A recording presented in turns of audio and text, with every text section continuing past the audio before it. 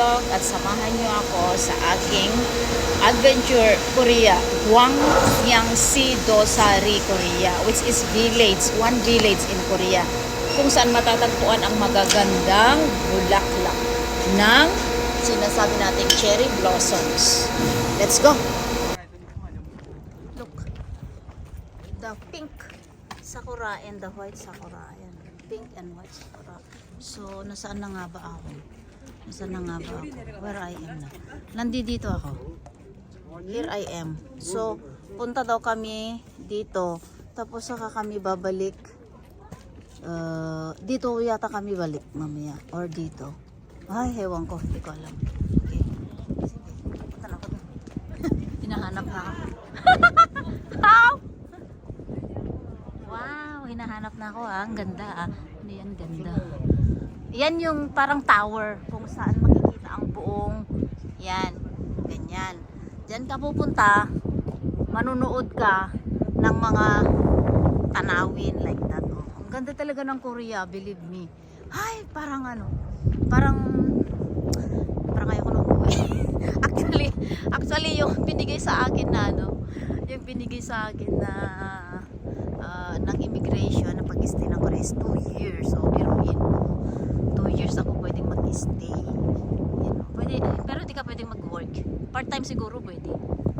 Pero nag-part-time na ako nung nakaraan na in fairness ah. Pero bawal yun ah. Kasi wala akong working permit. Binayaran ako 50,000.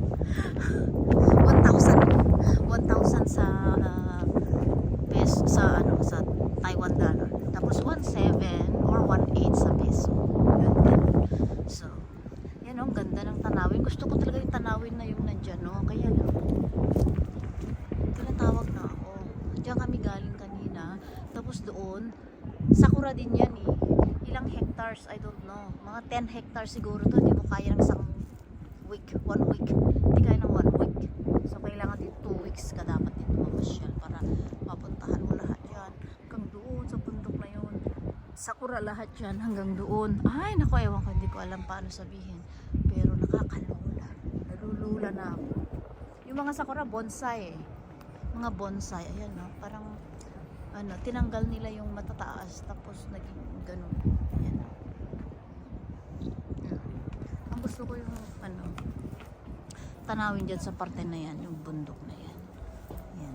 Parang gusto kong i-shout out, binili ko lahat ang mga lupain dito. Kaloka. Oh, diba? Hindi ko ano, none of my dreams na makapunta ako sa lugar na to. Pero for the 3rd time around nakapunta ako sa Sakura. Pero hindi pa siya totoong Sakura month ah. April ang Sakura month. So pag balak niyo pumunta ng Korea, April, lahat yan mamumulaklak na yan. Yes. So like that oh. Meron pang pine tree. Yan, pine tree lahat yan. Tapos may bamboo tree. May bamboo section din sila ganyan. Mga sakura lahat yan, pero hindi pa siya bumulaklak hanggang doon. Ay, ang yaman ng may-ari. Ito yung pine tree. Pero maginawa as in maginawa talaga.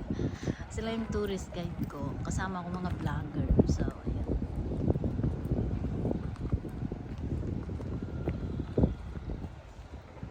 maganda, gusto ko dito.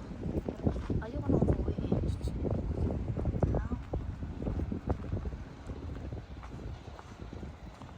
Yan o, ganda ko ng tanawin. Yun, white sakura to. Dito pink sakura.